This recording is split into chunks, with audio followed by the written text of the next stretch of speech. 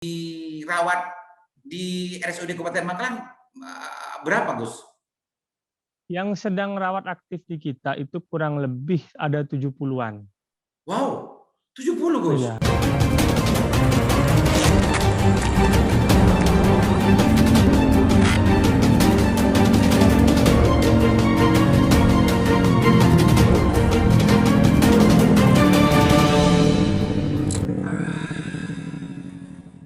Sudah 1 tahun, mau 1 tahun sebetulnya rencananya dengan beliau ini, tapi alhamdulillah hari ini bisa Zoom karena beliau memang sibuk dan Bu masih sibuk juga. Dan saingan, kita kan persaingan. Assalamualaikum, Gus. Waalaikumsalam, gimana? 3 hari terakhir, Gus, 3 hari terakhir, tidak 1 minggu, 3 hari terakhir di Bangkal ini kan gaduh dengan urusan kasus COVID, termasuk di Arosbaya dan di berbagai tempat, termasuk kemarin saya sore setelah saya membuat Zoom kemarin, membuat konten masalah COVID, mendapat informasi dari jenengan bahwa di RSUD juga sedang ditutup untuk sementara. Sebetulnya darurat COVID ini sampai di mana? Gus, apa namanya, kedaruratannya, Gus? Jadi begini, terima kasih Pak Aliman. Assalamualaikum warahmatullahi wabarakatuh. Bismillahirrahmanirrahim. Jadi begini, mungkin kita tuh semua sudah lelah ya. Jadi semua mungkin sudah capek dengan COVID, termasuk mulai masyarakat yang nggak tahu COVID, mulai yang tahu COVID. Jadi memang dalam 2 minggu terakhir itu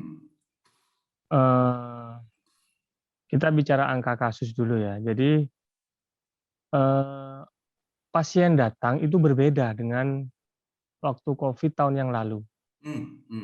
Mungkin Pak Aliman punya saudara atau teman di Arosbaya. Mungkin punya teman ya. Banyak kalau teman, mungkin Gus. bisa dicek di Arosbaya itu banyak enggak angka kematian dalam satu lingkar keluarga. Wajar enggak? Itu mungkin bisa menjadikan referensi sederhananya begitu. Teman-teman praktek umum, dokter umum itu banyak mendapati pasien sekarang dengan demam, batuk pilek, saturasi oksigen itu sudah di bawah 90, 80, 70, bahkan 60. Itu praktek pribadi ya, praktek ya, dokter teman-teman umum gitu ya. Dokter umum, ya, dokter umum itu banyak. Nah itu indikasi sekarang kalau kita ada penurunan saturasi itu curiganya kan ke arah COVID. Gitu. Jadi nah itu banyak sekali ke rumah sakit. Puncaknya ya 2 minggu terakhir ini. Jadi datang itu sudah keadaan jelek. Kalau bulan Desember tahun lalu, November waktu saya kena itu juga banyak. Cuman kondisinya itu tak separah minggu terakhir ini. Sekarang. Iya, jadi saturasi oksigen itu masih 9, seperti saya contohnya pernah kena bulan September, itu saturasi oksigen saya masih 92, 93, padahal parah itu sudah. Nah sekarang ini datang banyak, sehingga angka kematian di datang sudah parah, angka kematian di tempat kami di UGD itu hampir rata-rata kurang dari 48 jam itu rata-rata meninggal. Pasien datang yang dengan gejala seperti itu, dengan kurang gejala dari COVID 48 jam itu meninggal. Ya, dan rata-rata sudah kami swab dengan TCM itu seperti PCR, ya lebih itu hampir 99% itu positif COVID. Positif ya. Iya. Sudah meninggal, hasilnya apa itu ditemukan sebelum meninggal atau setelah meninggal? Sebelum meninggal. Kalau sudah, dan bahkan ada yang sampai di UGD sudah meninggal ya, kita nggak periksa COVID. Itu banyak. Sehingga itu membebani nakes kami, masuk nakes perawat dan nakes penunjang seperti di kamar mayat segala macam. Akhirnya Bu Direktur manajemen mengusulkan ke Bapak Bupati untuk dilakukan lockdown. Ini tadi sudah kita rakor, nanti kesimpulannya ada di Bapak Bupati. Mau dilanjutkan atau dibuka kembali ada di Bapak Bupati nanti. Oke, Gus, Nah, pemirsa Usik, belum saya perkenalkan secara detail ya bahwa beliau Pak Dr. Farhat ini adalah Wadir RSUD dan lebih paham gitu ya tentang masalah keberadaan di RSUD Kabupaten Bangkalan, tentang masalah perkembangan COVID yang ada di RSUD Kabupaten Bangkalan. Gus, sekarang itu sebetulnya pasien COVID yang sedang dirawat di RSUD Kabupaten Bangkalan berapa, Gus? yang sedang rawat aktif di kita itu kurang lebih ada 70-an. Wow, 70 Gus. Iya, Mayoritas dari 70. mana Gus? Mayoritas dari mana itu? Nyebar apa gimana Gus? Dari daerah utara, paling banyak daerah utara. Jadi Arosbaya, Klampis, Harus bayar Klampis. itu ya sekitar Geger gitu ya. Ya ada juga dari Blega ada, cuman memang utamanya kan sekarang ini kan saya nggak bingung juga ya, masyarakat Madura ini penuh dengan acara mantenan, acara ini itu. Jadi Oke Gus. Seolah-olah ya memang itu yang tidak ada COVID tidak ada seolah-olah. apa-apa. Makanya saya ini hidup dalam persimpangan. Satu sisi melihat orang yang tumbang, satu sisi melihat yang tidak ada apa-apa. Iya, Nah itu iya, saya iya. Dilema Gus ya, dilema Gus ya. ya dilema betul. Gus, dari sekian banyak pasien COVID yang dirawat di RSUD Kabupaten Bangkalan, eh, yang sampai menular ke nakes itu sekarang detik ini sampai berapa Gus kira-kira? Sekarang itu sudah nggak kayak dulu, Mas Aliman. Jadi kalau dulu kena klasternya dari nakes ya. Sekarang ini banyak klaster dari klaster keluarga. Klaster keluarga. Jadi nakes yang terpapar itu banyak tertular dari keluarga. Contoh saya itu ada nakes di bagian farmasi itu, sekarang suaminya sedang dirawat di Surabaya. Dan mertuanya itu meninggal, laki perempuan. Ya, Jadi dan suaminya menularnya itu yang dimaksud dengan klaster keluarga itu nakes itu tidak karena dari melayani dan pasien juga COVID. Tidak, sekarang nggak begitu. Karena teman-teman sudah disiplin protokol, sudah. Kalau dari nakes ciri-cirinya begini, Mas Aliman. Satu ruangan kena semua. Ini di UGD saya nggak ada yang kena. Yang cuma satu orang gejala ringan. Jadi di UGD saya nggak kena. Tapi yang kena gejala ringan ini ternyata ayahnya kena, anunya kena. Jadi dari saat kita ngobrol di keluarga itu, yang utama sekarang klaster keluarga itu harus dipahami. Klaster keluarga ya, klaster keluarga. Artinya kalau sudah satu dia sudah dianggap positif, mestinya keluarga itu juga harus disterilisasi dan diisolasi, Gus ya, agar tidak menyebar kemana-mana. Keluarga, ya. Karena Gus, kalau berapa, nakes rata-rata, berapa nakes yang sudah kena sampai hari ini? nakes yang di kurang lebih 18 ya. Di RSUD? Kurang lebih 18. Enggak, itu tersebar di puskesmas juga. Ya, kurang lebih. Wah, Ya, dan ketika bisa dikatakan gawat darurat, Gus, kalau begitu ya, Gus ya. Mau gimana lagi nih sekarang? Sebenarnya gawat daruratnya bukan karena nakes yang terpapar sebenarnya. Gawat daruratnya angka kematian kita yang cukup tinggi itu. Ya karena memang masyarakatnya kan diakui atau tidak mau tahu, bahkan ada ungkapan, bahkan kemarin tidak sampai seminggu kemarin tuh ada demo orkes dangdut itu, Gus, justru lebih takut kelaparan daripada corona. Kan itu mungkin salah satu bentuk dari bagaimana membiarkan ini menyebar leluasa kan gitu, Gus. Tapi saya tidak menyalahkan juga ya, namanya masyarakat yang punya pandangan begitu. Jadi intinya kita kemarin mengusulkan lockdown itu ke Bapak Bupati ya karena ada stagnasi itu. Jadi kita kemarin itu sampai ada stagnasi mayat sampai 10. Jadi 10 itu semua COVID. COVID ya jelas protokol. Kalau enggak COVID kan dibawa pulang langsung sama keluarganya. Enggak perlu antri. Lah ini kan karena kita biasanya kan ritmenya itu satu siklus kan satu mungkin sehari 1, 2 atau 3 lah paling banyak. Ini kemarin itu sampai sore itu sampai 10 dan itu sangat istilahnya membuat nggak bisa keluar. Ya situasinya kalau orang nggak melihat sendiri mungkin itu saya maklum lah. Tapi kalau memang mau lihat sendiri, saya mempersilahkan kalau mau jadi relawan. Saya ini sedang butuh ya, ini serius. sedang butuh untuk mengangkut jenazah. Monggo kalau yang mau ikut relawan yang nggak percaya atau silahkan. Ini serius saya. Gajinya kurang lebih 2,5 juta. Ini serius dari Wadir Nah, RSUD dan juga bagian ini juga bagian dari Satgas ya. Bagi yang iya. ingin menjadi relawan untuk pengangkut pengangkut jenazah ya Gus ya. Jenazah, ya. Ini kekurangan Gus ya. Kekurangan, ya. Monggo, nggak ada yang daftar. Saya sampai buka di Facebook sampai di mana-mana. Silahkan untuk daftar ke RSUD. Nanti mungkin kita publikasi di sini nomornya bagi yang mau relawan Gus ya. Silakan. Oke. Iya, boleh. Saya siap menerima itu.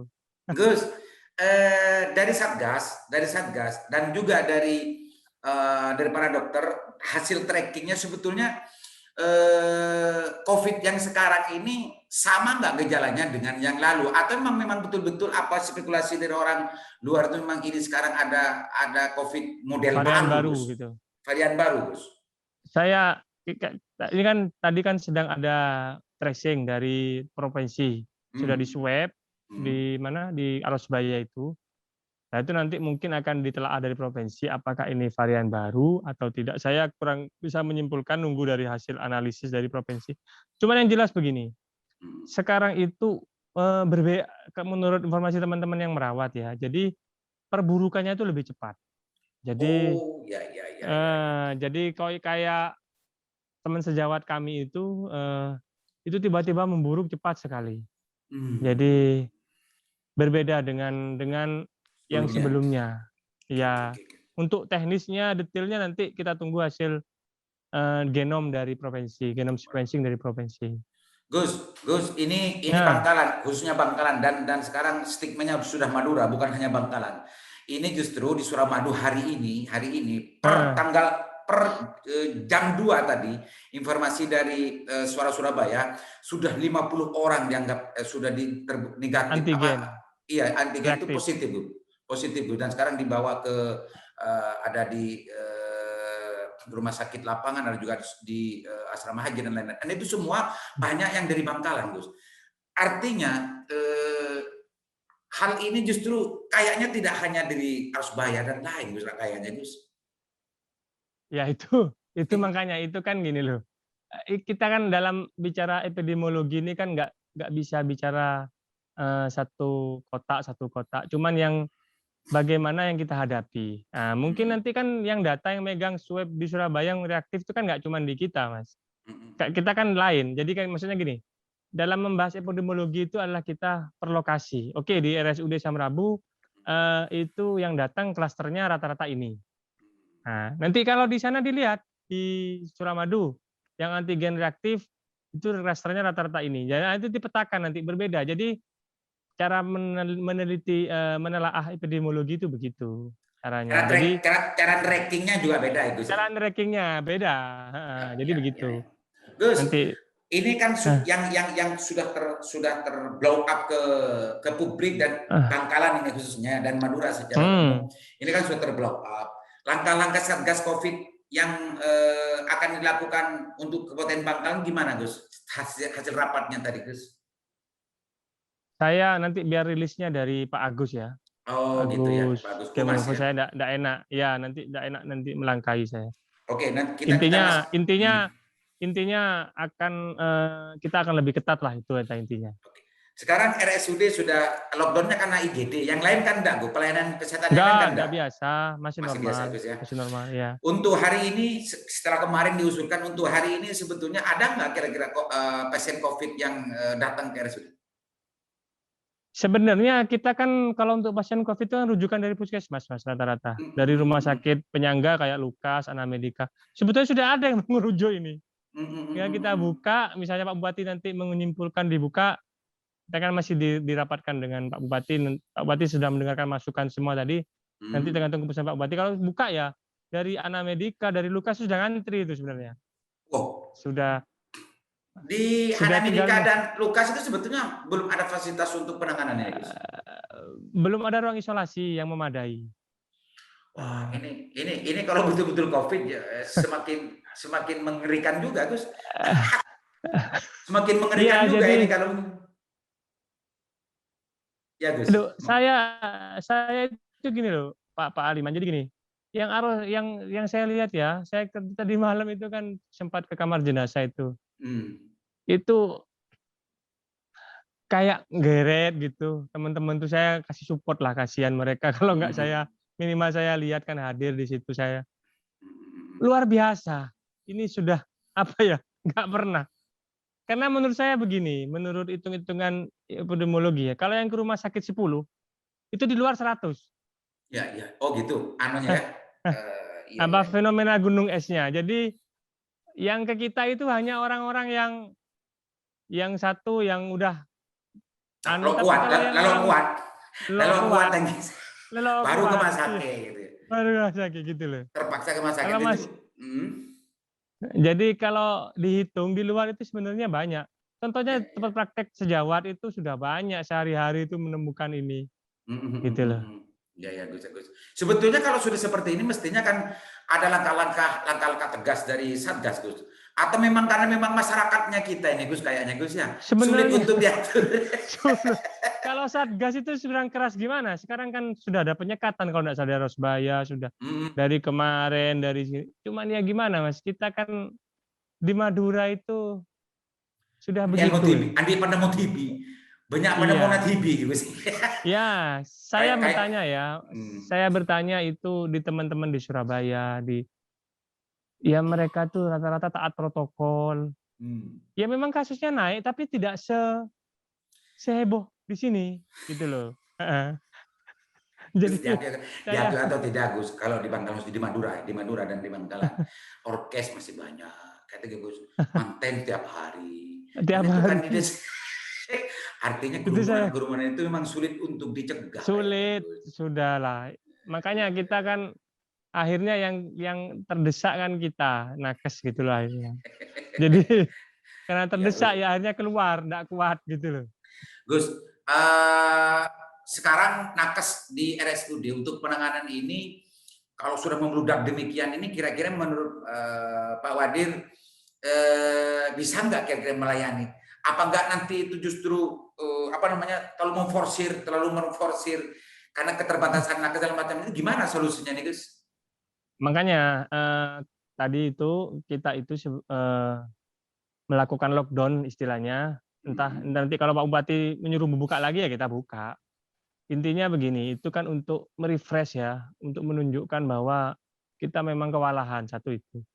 Lah ini dengan adanya begini kan akhirnya tadi sedikit saya mendengar itu dari provinsi juga akan membantu support segala macam, mulai dari mobil PCR, mulai dari di puskesmas akan disupport tracing-nya. Jadi untuk strategi di kita di internal, Pak Bupati sudah mengalokasikan anggaran itu untuk merekrut relawan. Ya, Relawan ya, itu ya. mulai dari tenaga medis sampai penunjang. Makanya saya tadi membuka ke sampean, monggo kalau ada saudara atau rekan-rekan lingkar Jatim yang ingin jadi bekerja sebagai Jangan, Gus. jenazah. Jangan dulu, Gus. Ini yang lain aja nanti. Nanti di Jatim kalau jadi relawan ini nggak ada yang nggak bergerak, nanti yang memberitakan COVID siapa nanti, Gus. jadi Gus, jadi Gus. monggo kan. Gus Siap. Dokter, Gus Dokter. Memang ini harus ada sedikit lebih serius untuk bagaimana apa itu melobi atau untuk meminta kepada Pemprov untuk segera turun tangan ke Bangkalan kalau situasinya sudah semacam ini, Gus. Masa ini hanya menunggu? Sudah. Tadi sudah Pemprov sudah melakukan langkah-langkah. Nanti Pak Agus akan rilis kayaknya. Tadi sudah rapat dengan dari provinsi kita, sudah insya Allah sudah banyak langkah-langkah tegas nanti setelah ini. Tapi ini bisa saya bayangkan kalau sudah nanti semua di lockdown segala macamnya, bagaimana gaduhnya orang-orang desa itu ya. Gus ini tak terpikir saya gaduhnya nanti, Gus. Oke, Gus. Barangkali ada hal lagi yang ingin disampaikan tentang masalah situasi hari ini dan kebijakan-kebijakan yang akan dilakukan oleh RSUD. Mudah-mudahan harapan saya, Gus ya, harapan saya di sisi yang lain memang memaklumi tentang masalah bagaimana kelelahannya nakes dalam memberikan pelayanan terhadap pasien COVID. Tapi di sisi yang lain, kalau dibiarkan di luar dan ini terus ditutup, maka coba bayangkan bagaimana COVID di luar ini semakin liar lagi menular kepada yang lain. Gitu, Gus. Silakan, Gus. Siap. Ya, intinya kita mohon doa ya. Mohon doa dari masyarakat Bangkalan khususnya semualah. saling mendoakan lah kita. Kita udah kayak gini nih, nggak ada lagi selain doa. Satu doa, yang kedua ikhtiar semaksimal mungkin. Ikhtiar semaksimal mungkin itu jadi sebentar. Halo? Sebentar ini, halo? Siap, monggo, lanjut Gus. Oh, Jadi ikhtiar semaksimal mungkin. Halo? Ya, lanjut. Ikhtiar semaksimal mungkin itu ya tadi, kalau minimal kalau kita tidak bisa menunda acara, pakai masker udah. Itu sudah saya paling minimal lah. Pakai masker. Itu sih. Saya pakai terus, Gus. Saya sekarang pakai terus kalau keluar, saya pakai terus sekarang. Pakai masker. Minimal kalau nggak bisa menolak salaman ya salaman, habis itu cuci tangan. Jadi istilahnya Mbak cerita, sudah minimal begitu. Kalau kita tidak bisa menghindari acara, pakai masker. Kalau memang badan rasa nggak enak, sudah di rumah aja. Di rumah aja, jangan kemana-mana biar tidak menular yang lain. Jangan kemana-mana, iya yang lain. Kasihan orang-orang yang rentan. Gitu. Gus, yang pertama doa. Karena itu aja. Gus dokter ini sebetulnya di samping Mang Dokter memang Lora gitu ya. Barangkali Gus minta kepada seluruh pondok pesantren untuk melakukan doa bersama atau istighosah. Ini kedaruratan ini kan sudah tidak bisa dengan dihadapi dengan yang lain-lain gitu. Kalau Agus saya bilang nanti akan banyak pesantren yang akan melakukan istighosah. Silakan Gus, minta Gus ke pesantren Gus. Ya harap saya ini mungkin jadi headline ya Pak Aliman ya. Saya harap jadi headline ini. Jadi di berita nanti di judulnya sampai itu ini headline. Saya memohon kepada para pengasuh pondok pesantren untuk melakukan doa atau istighosah atau pembacaan sholawat secara bersama-sama walaupun via Zoom, melibatkan seluruh santri untuk keselamatan masyarakat Bangkalan. Harapan saya itu. Mudah-mudahan ini didengar Gus oleh para Lora, para kiai pondok-pondok pesantren, karena memang di Puskesmas dan juga di RSUD nakesnya sudah kewalahan untuk memberikan pelayanan kesehatan. Apalagi sekarang nakes justru sedang membuka relawan untuk bagaimana membantu pelayanan kesehatan di sana, khususnya klien COVID, untuk bisa diberikan pelayanan yang lebih baik, Gus ya. Siap. Oke, terima kasih Pak Aliman. Terima kasih banyak Pak Odir. Selamat bekerja dan selamat memberikan pelayanan yang terbaik di Bangkalan, Gus. Assalamualaikum, Gus.